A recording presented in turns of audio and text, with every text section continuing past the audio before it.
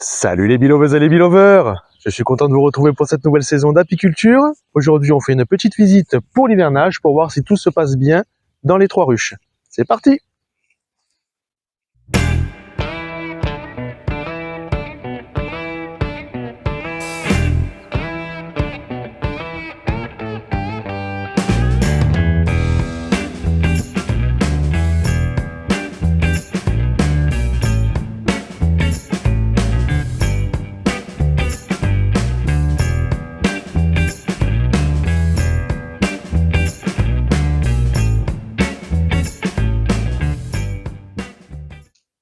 Nous sommes en fin février et comme je vous l'ai dit en introduction, je suis très content de revenir étant donné que ça fait 3 mois qu'on n'est pas venu au rucher. Comme on vous l'avait dit la saison précédente, en hiver, on laisse tranquille les abeilles.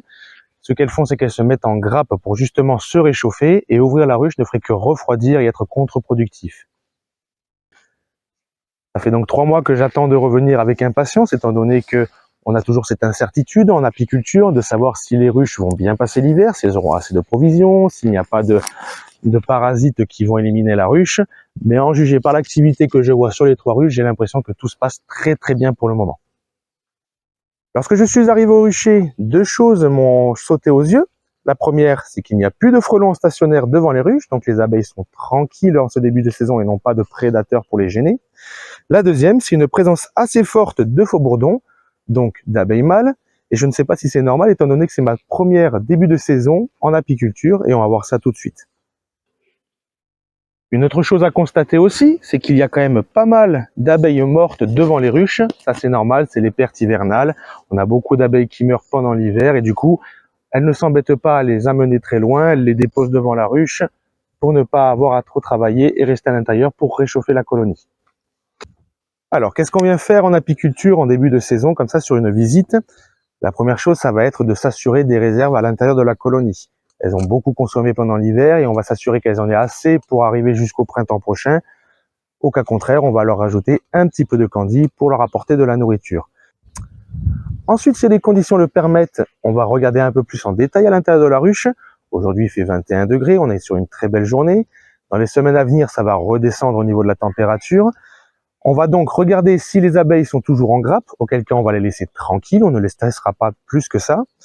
Cependant, si elles ont recommencé une activité, on va commencer à regarder à l'intérieur des cadres afin de savoir si la reine a commencé à repondre, étant donné que c'est maintenant qu'elle commence à repondre des œufs. La première chose que l'on peut faire quand on vient visiter le rucher comme ça, c'est déjà, s'il fait froid, qu'on n'a pas trop le temps de regarder à l'intérieur, c'est de sous-peser la ruche. Donc déjà, on va venir peser par derrière. Et là, on peut voir déjà qu'elle est un petit peu légère par rapport à d'habitude. On peut s'attendre à la remettre un petit peu de complément. Et on va commencer tout de suite avec la ruche numéro 1. On finira par la 2 qu'on avait vue à la fin de la saison qui est un peu agressive ces derniers temps. Donc on va la laisser tranquille pour le moment et commencer par les 2 autres. Donc comme d'habitude, on enfume la ruche afin de signaler notre présence. Et c'est parti pour cette visite. Donc là déjà en ouvrant, on peut voir quand même une activité des abeilles, elles sont plus en grappe, elles commencent vraiment à travailler un peu sur tous les cadres avec cette belle température. Et on va de suite commencer par enlever la partition chauffée pour faire de la place pour manipuler. Hop. Et on va aller de suite sur les premières réserves afin de voir où on en est. Donc sur ce cadre, on le voit, très peu de cellules operculées, pas beaucoup de réserves à l'intérieur, c'est normal, elles ont consommé pendant l'hiver. Et de l'autre côté, c'est pareil, très peu de miel operculé aussi. Le deuxième cadre, on peut voir un petit peu de cellules où ça brille à l'intérieur, ça c'est le nectar qui commence à arriver. De l'autre côté, on n'a cependant que des cellules vides. Sur ce cadre, c'est pareil, on peut voir un peu de nectar à l'intérieur des cellules, un peu de pollen, mais en majorité des cellules vides. Sur ce cadre, on a un peu de ponte, on voit des couvains de faux bourdons, des couvains un peu plus bombés, qu'on peut voir juste ici justement. De l'autre côté, la même chose, un peu de ponte à l'intérieur des cellules qu'on voit juste ici aussi. Ce cadre aussi, avec énormément de faux bourdons dessus, on peut les voir se promener sur le cadre, pas mal de cellules de faux bourdons aussi. De l'autre côté, pareil, beaucoup de cellules de faux-bourdon. Sur ce cadre, c'est la même chose, beaucoup de faux-bourdon à la fois sur le cadre que dans les cellules, en train d'être en couvain. Ce cadre, on revient sur de la réserve, donc un peu de miel en haut à gauche et du pollen à l'intérieur. Pareil de ce côté, on voit les abeilles qui commencent à ramener du pollen un petit peu dans la colonie. Beaucoup de réserve à l'intérieur, c'est un cadre assez lourd quand même, on voit du miel operculé sur toute la gauche. De l'autre côté, on a quand même un très très beau cadre. Et avant de refermer la ruche, on va d'abord faire une petite modification. Je vais rajouter un coup de Posca sur les cadres de l'année dernière, donc l'année 2022, qui est en jaune du coup, tout simplement parce qu'on va faire une rotation des cadres cette année, et ça on le verra dans une prochaine vidéo que je vous présenterai. Donc on va déjà les marquer de jaune, les cadres de l'année dernière, étant donné qu'en fait les punaises ça marchait pas du tout, elles font que tomber, donc il vaut mieux les marquer de couleur pour être sûr. Avant de fermer, on va la rajouter aussi un petit peu de candy. On l'a vu, il reste qu'un cadre de réserve bien constitué. Le problème, c'est que dans les semaines à venir, les températures vont encore baisser et elles vont se regrouper afin de réchauffer la colonie et ne plus pouvoir sortir dehors pour aller chercher des provisions. Donc, on va leur apporter nous-mêmes les provisions. Donc, on va ouvrir le sac de candy. On fait une croix, comme ça. Et on va venir rabattre le plastique pour qu'elle puisse accéder à la poche. Hop. Voilà. Et cette poche de candy, on va venir la mettre au-dessus des cadres, théoriquement de là où il y a du couvain. Là, on a vu du couvain, mais que mal. On va venir... Hop. Donc, on voit que la majorité des abeilles se situe vers ici.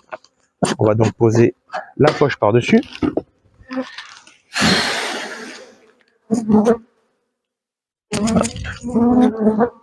Et pour fermer la colonie, on va venir donc mettre le nourrisseur, mais cette fois-ci, on va le mettre à l'envers, histoire que le candy se situe dans le compartiment de nourrissement et ne pas gêner la fermeture de la ruche. Hop. Voilà. On referme tout et on les laisse tranquilles.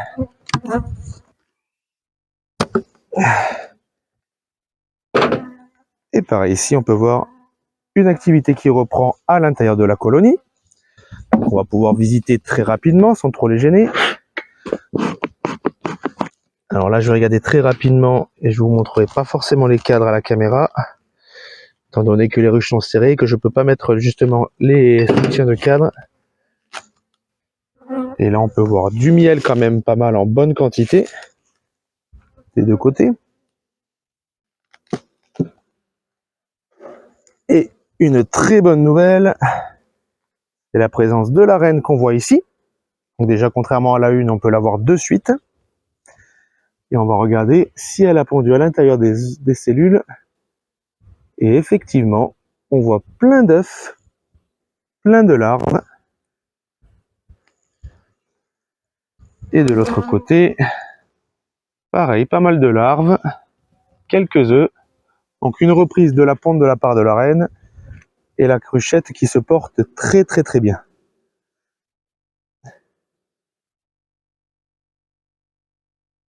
On va pas regarder tous les cadres étant donné qu'on a déjà identifié la reine, qu'on a vu qu'elle commençait à repondre et qu'on a déjà de bonnes réserves là.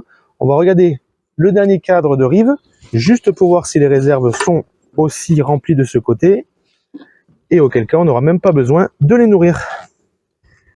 Un cadre relativement correct, hein, on le voit. Pas mal d'operculation sur le haut. De ce côté, pareil. Et je peux voir même l'avant-dernier cadre qui est quand même très bien operculé. Donc pas de souci du côté de la ruchette. On n'apportera pas de candy. On va les laisser de suite tranquilles étant donné qu'on a vu la reine et qu'on voit qu'elle pond. Donc tout se passe bien. On referme et on les laisse tranquilles. Donc là on le voit très bien, la différence est vraiment frappante. On a beaucoup d'ouvrières à l'intérieur de la ruchette, la reine, on a de très bonnes réserves, un début de ponte. Donc tout se passe très très bien en ce début de saison pour la ruchette, contrairement à la ruche numéro 1 qui elle est vraiment bourdonneuse. Allez, on va finir la visite avec la ruche numéro 2. Là pareil, hein, on peut voir pas mal de faux bourdons sur le dessus du cadre. Quelques ouvrières quand même, mais on va s'assurer que tout se passe bien, comme dans la ruchette. Et on commence avec le premier cadre qui me semble très léger. Même très léger, oui. On voit que des cellules vides. Vraiment un petit peu d'operculation sur le côté, mais vraiment à la marge. Et de ce côté, pareil, très vide, très léger. On peut même voir encore des cellules mâles. En dessous, là, voilà. Et des amorces, pas mal d'amorces même, sur les côtés. Ici aussi, un cadre très léger, quasiment tout vide. On le voit. Ce cadre, encore une fois, très léger. Beaucoup de faux bourdons, beaucoup de cellules de faux bourdons aussi. Ce cadre sensiblement plus lourd, un peu de réserve. On voit énormément encore de cellules de faux bourdons, avec pas mal d'amorces à l'intérieur, ce qui n'est pas très bon signe, étant donné que si elles font des amorces, c'est théoriquement parce qu'il n'y a plus de reine et qu'elles cherchent à en recréer une. Là, pareil, on voit beaucoup de cellules de faux bourdons. Ce cadre un peu plus lourd avec donc un peu plus de provision à l'intérieur. Là, on n'a pas de couvain. Ce cadre-là, pareil, assez lourd. Beaucoup de miel, donc de bonnes réserves tout de même. Et le dernier cadre, je peux le voir d'ici, qui a l'air bien operculé aussi. Je pense qu'il va être assez lourd. On va regarder. Oui, à peu près rempli de ce côté. Et celui-ci, assez rempli aussi. Donc pareil, sur cette colonie, on n'aura pas besoin de mettre de compléments, étant donné qu'elles ont quand même pas mal de nourriture pour les semaines à venir. Les beaux jours vont quand même revenir dans quelques semaines. Elles pourront refaire de la réserve. On va donc refermer le tout et les laisser tranquilles. Et voilà pour cette visite. Comme on l'aura vu au niveau de la ruche 1 et 2, c'est assez inquiétant. On n'a pas vu la reine. On voit une proportion assez grande de faux bourdons qui laisse à penser que ce sont les abeilles qui pondent et plus la reine. On voit aussi beaucoup d'amorces, de cellules royales justement. On voit que les abeilles essayent de recréer une nouvelle reine, ce qui fait vraiment penser que la reine n'est plus présente ni dans la 1 ni dans la 2. Contrairement à la ruchette où on a pu identifier la reine, voir qu'elle recommence à pondre et que tout va bien. On a rajouté un petit peu de nourrissement dans la 1 avec le candy. Les deux autres n'en auront pas besoin étant donné que les réserves sont très bien. Et on viendra très vite pour essayer de résoudre le problème au niveau de la ruche 1 et 2 si la reine n'est plus là. Comme d'habitude, si vous avez apprécié la vidéo, n'hésitez pas à la partager, à vous abonner à ma chaîne et n'oubliez pas, be happy and be safe. Petite précision de fin de vidéo, je me suis donc renseigné par rapport au problème de la ruche 1 et 2 et il s'agit bien de ruches bourdonneuses, donc on en parlera sur la prochaine vidéo, mais ce qu'il faut retenir pour celle-ci, c'est que les ruches bourdonneuses sont vouées à mourir et que donc ces deux ruches sont perdues.